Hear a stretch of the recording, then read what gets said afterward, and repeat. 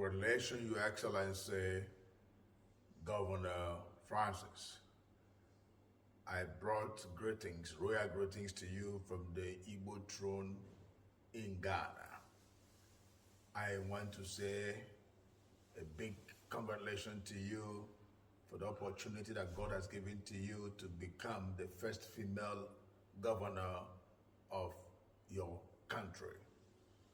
May God strengthen you. May God bless you. May God give you the wisdom and the knowledge to rule your people. May the Lord shade you, and may the Lord lift you higher. I pray that whatever that you desire to make your country the best country in the world, may the Lord make it possible. And may the Lord give you insight to know more about our culture and the culture of your motherland, Africa.